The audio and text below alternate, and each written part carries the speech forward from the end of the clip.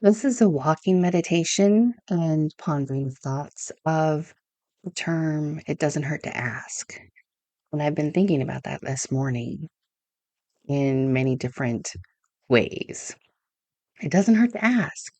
So for some people, that term, it doesn't hurt to ask, helps them because they're not used to speaking up for their needs. They're not used to speaking things that they would like or things they're interested in.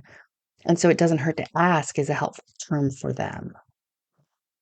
On another note, what I've experienced is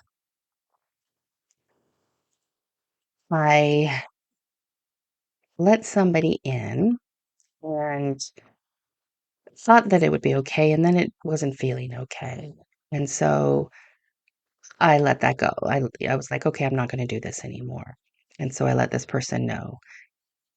However, they didn't get it or understand it. And so they're asking for things of me. And in the past, I would have given these things to them because that's just what I did. It's what I did. And then I've stepped back and realized, is this something I really want to give? Is this feel balanced? Does this feel right? And for me, I realized it formed a dependence of them on me and wanting something specific from me, which I get and I understand. And so, they're appreciative and all of that. However, on my end, felt like I'm just giving of my time, of my effort, and my energy. And it just wasn't feeling balanced for me. And I felt the dependence. And so then I felt responsible because I opened it up in the first place and then realized, wow, this dynamic doesn't feel healthy to me. They have a completely different perspective. Their perspective of it doesn't hurt to ask. And my perspective of I said no twice now, twice. And then you asked again in a different way, like asking for something else just to get the same thing.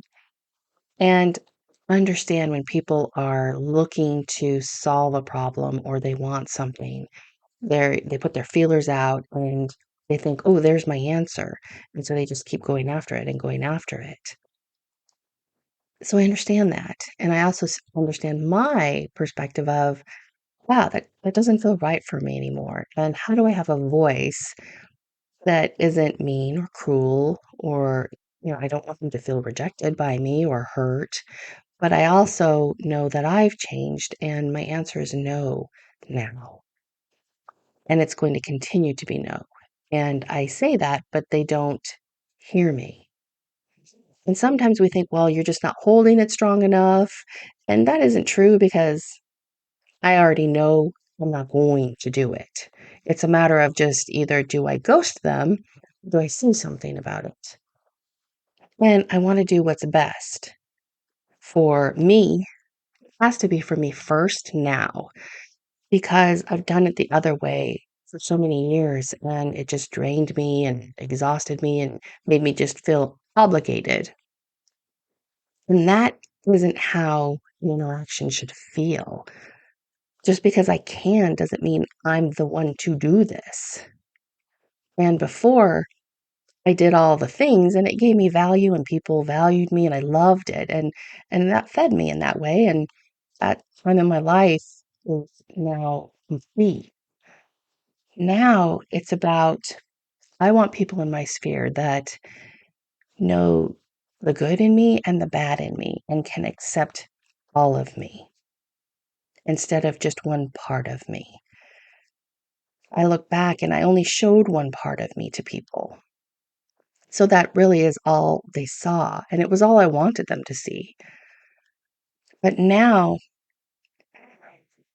I just want to be me. I want to be imperfect. I want to be myself and have somebody be able to be in that sphere with me. So when people need something from me, like I'm going to be their answer, I can sense immediately that dependence that I had created in the first place. And how do I want to do it now?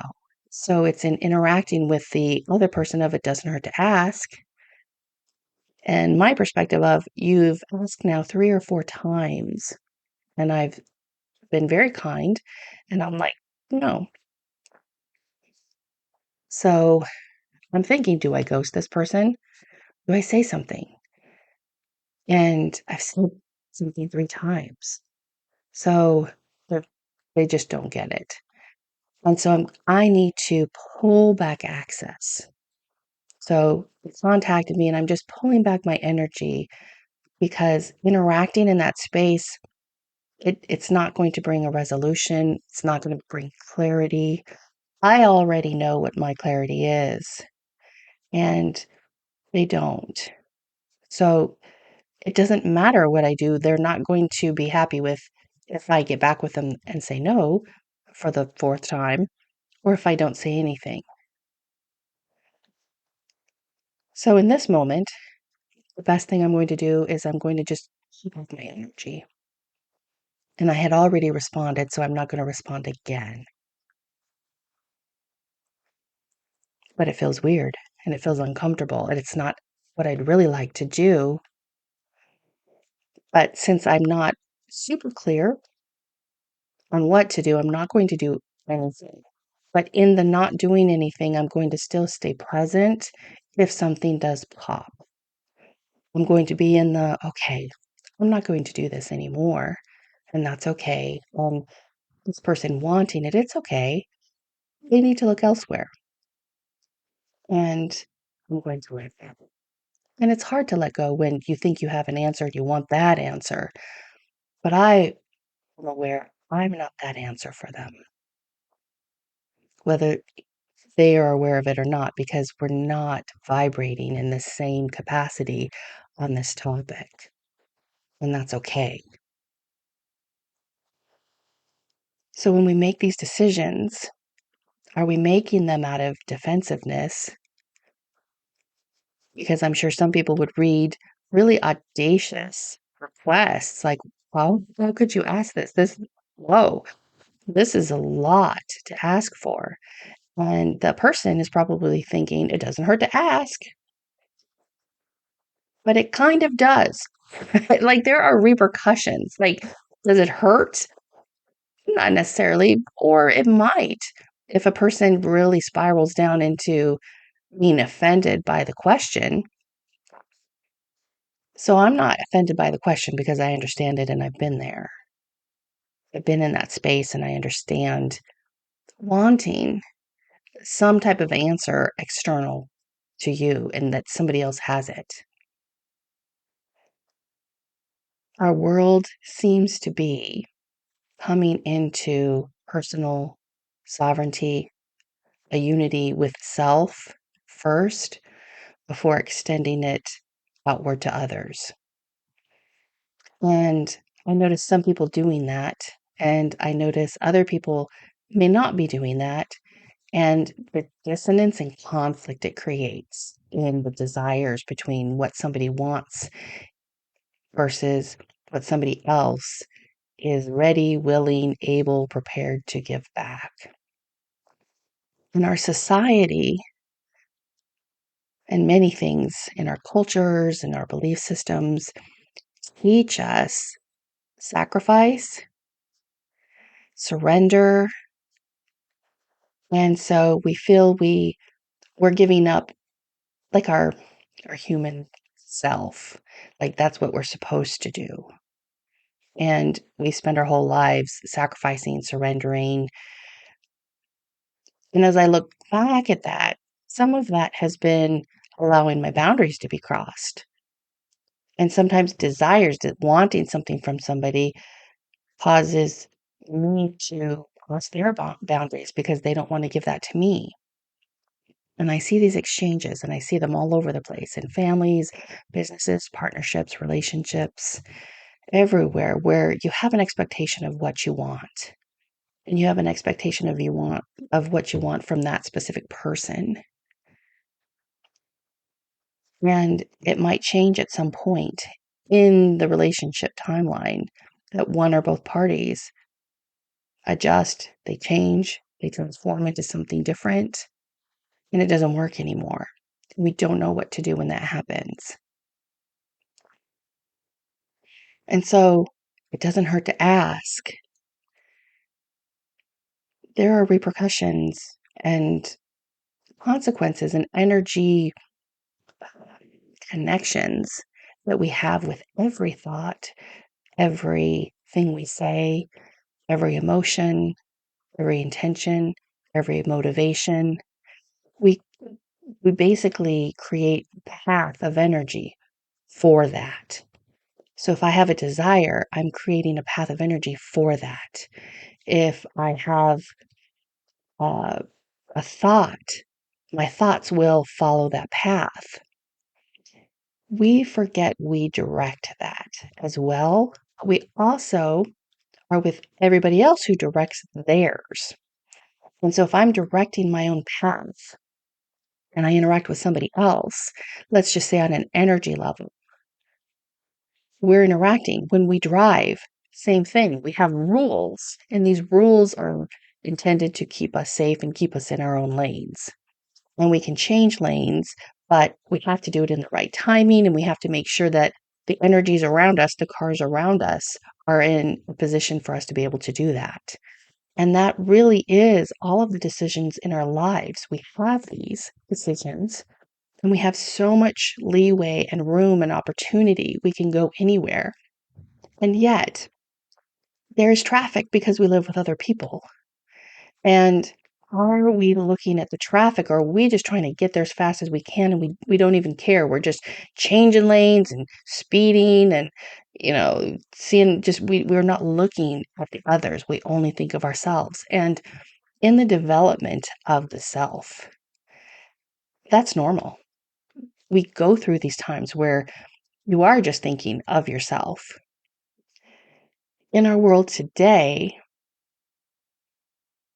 can't there be a possibility where we look at ourselves and others and the whole of humanity? Can we do that? And can we process out the consequences? I know that I want to do things where it's just all positive, everything turns out great. And like I'm not going to make a decision if there's something bad that's going to happen from it.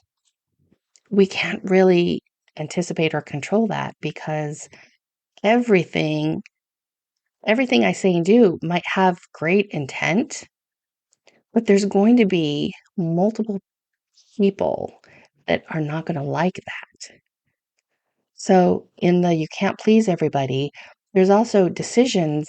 The decisions that we make can't have 100% full benefit of what we want because not everybody's going to be resonating with that. They're not in that space, that timeline, that capacity, whatever it is, it doesn't really matter. They're just not there. We're not together in this. That does not make me better or worse than someone else. I notice when people talk about higher consciousness, evolvement, and then they look at, the little people that are, oh, you're not evolved. And for me, that seems a bit distorted because who am I to say what's right for somebody else? If you look at a child and they're, a 3-year-old, you definitely know more than they do. You've experienced the world, your vocabulary, you have experiences, and you're watching them. Do you feel sorry for them because they have a low consciousness? And the truth is, they have their consciousness that's right for them in the moment. There is no level. It's where do we want to play? Where do we want to play? And can we honor that for ourselves and honor that for another person? If somebody likes to play in the forest and another person loves to play in the desert, let them play there. One isn't a higher consciousness than the other. Like, But we do that. We say, oh, okay, well, you're in the forest and that has more water and trees with a higher consciousness level. So you're better because you like to play in the forest. And the desert, wow, that's lower consciousness. And that's what we do. When that's not true. We're in the place that we are, and we draw in people who have similar vibrations and goals and thoughts and priorities, and we hang out with them. That's all we're doing. I would like to have the quote higher consciousness involvement. I'd like to clear that up and not have it be one's higher or lower than the other. It's like a song. If it has high notes and low notes, are the higher notes better than the lower notes? And if you just pick one, the highest note, and you just stay there, is that where you want to be forever? Just with the high note? It doesn't make sense. And so with our consciousness, we have the consciousness that we have. We have the realizations, the self-awareness, and we are either going to blend with people or we won't, depending on what our priorities are, not depending on your higher consciousness than me. And so if I link that with it doesn't hurt to ask. If I'm thinking about energies and connecting with people, if I'm just thinking about what I want, it doesn't hurt to ask, then for me, it doesn't hurt to ask. I may not be aware that the person I'm asking is looking at me going, why would you ask that? It doesn't even feel correlating between us. But we're not gelling. And you're asking me for this. So my perspective is, oh, you're searching for something and you think it's me. And it might be me if I wanted to give that, but it doesn't work for me and where I'm going. But you don't know where I'm going, and that's okay. I only know this one little moment in time of you asking me this. So it doesn't hurt to ask because I get to choose to look at the correspondence or not. I get to choose to answer it or not. It doesn't hurt to ask, and it doesn't hurt to not respond. And it doesn't hurt to respond honestly without putting any defensive, combative energy into it. However, it happens sometimes, so it just causes extra energy that we have to figure out what to do with it. So what is the right answer? There's no right answer for anyone all the time.